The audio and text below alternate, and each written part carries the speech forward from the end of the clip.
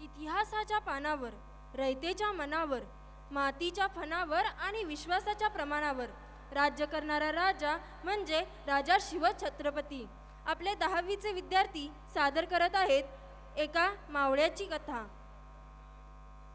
फुलांचा इतिहास कळ्यांनी लिहिला, रात्रीचा इतिहास चांदण्याने लिहिला.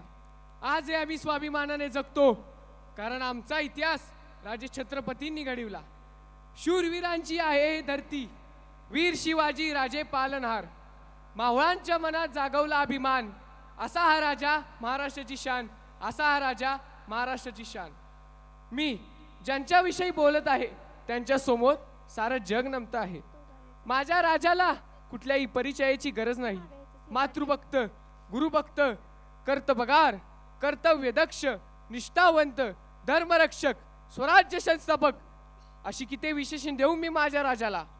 आज या महाराष्ट्राची ओळख आहे ती फक्त आणि फक्त माझ्या राजा शिवछत्रपतींमुळे आणि त्यांच्या प्रत्येक शब्दाला जागणाऱ्या पोलादासारख्या निष्ठवान वीर मावळ्यांमुळे.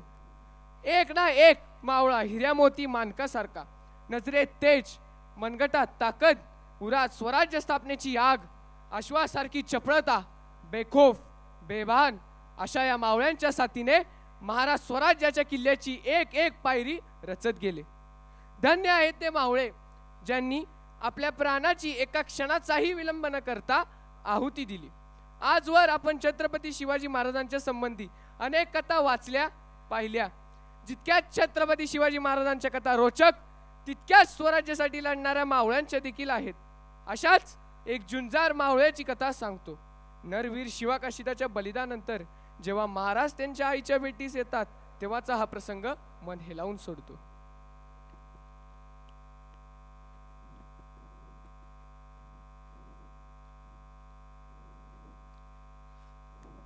आस्ते कदम, आस्ते कदम, आस्ते कदम, छत्रपती शिवाजी महाराज येत आहेत.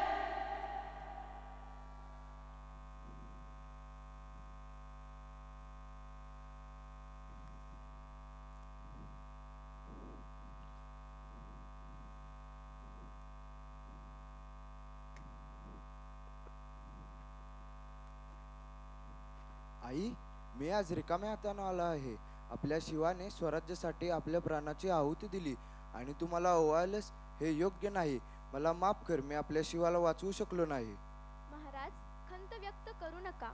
माझा शिवा आता राहिला नाही हे माहीत आहे मला.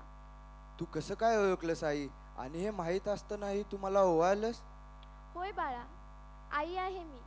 लेकराची नस आणि नस ओळखते आई.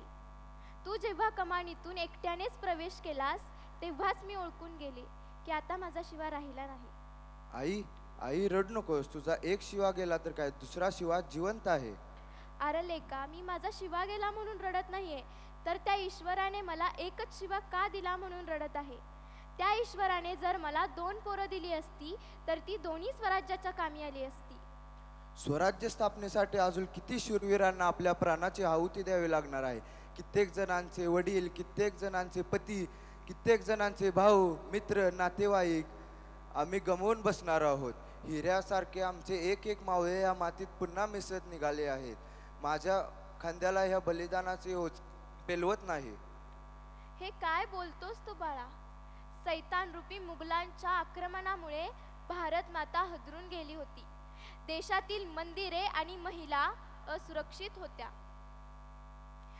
रयतेची माय आणि गाय दोन्ही धोक्यात होती.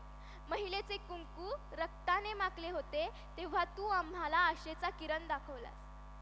स्वराज्याचा खरा अर्थ कळला. तुझ्या छत्रछायेखाली त्याच भावाची बहीण, वडिलांची मुलगी, मुलग्याचे पिता, मित्राचा मित्र स्वच्छंदपणे श्वास घेत आहे.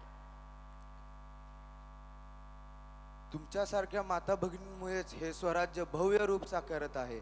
धन्य आहेत त्या माता. सिद्धी जोहराने पन्हाळगडाला वेढा घातला होता तेव्हा शिवाजी महाराजांना त्या वेड्यातून सुटणे मुश्किल झाले होते. हा वेढा तब्बल 6 महिने होता. गडावरची रसद संपली होती. महाराजांसमोर गूढ प्रश्न उभे होते. अशातच एक वीर पुढे आला आणि तो म्हणजे छत्रपती शिवाजी महाराजांसारखा हुबेहूब दिसणारा मावळा, म्हणजेच नरवीर शिवाकाशीद.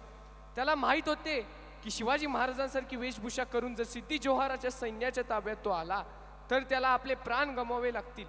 तरीही त्याने राजांना उत्तर दिले की शिवाजी महाराज म्हणून जन्माला आलो नाही म्हणून काय झालं, पण शिवाजी महाराज म्हणून मरण येणे हे माझे सौभाग्यच आहे. असं धान्य कुणाला लाभलं नाही. अशा या शूरवीराने महाराजांचा वेश धारण करून मरण पत्करले आणि तो अमर झाला. पण त्याच्या आईचं काय?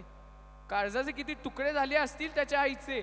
आपण जिवंत असताना मुलाचा मृतदेह डोळ्यांनी पाहावा अशी कोणत्या आईची इच्छा असते? हृदय पिळवटून टाकणारा हा प्रसंग असतो. पण स्वराज्यासाठी, देशासाठी असे अनेक पुत्र या संग्राम आहुतीत देण्यास भारतीय माता सदैव तत्पर असतात. आपल्या मातृत्वाचे बलिदान देतात. पाहिलं, अशा या मातृभूमीच्या माता सदैव आपल्या मातृभूमीच्या रक्षणासाठी आपल्या मुलाला हसत हसत युद्धावर पाठवतात. ती परंपरा आजही सुरूच आहे. आजही कित्येक जवान भारतीय सीमेवर शत्रूस पायबंदी घालतात. राणी लक्ष्मीबाई, राणी तारा राणी, पृथ्वीराज चौहान, तानाजी मालुसरे, छत्रपती संभाजी महाराज, छत्रपती राजाराम महाराज, शाहू महाराज, मंगल पांडे, भगत सिंग, स्वातंत्र्यवीर सावरकर, शिरीष कुमार, बाबू गेवनू, captain Vikram Batra, grenadier Yogendra Singh Yadav, captain Manoj Kumar Pandey, Hemant Karkare, विजय साळसकर अशी एक ना एक अनेक अमर सपुतांची यादी न संपणारी आहे.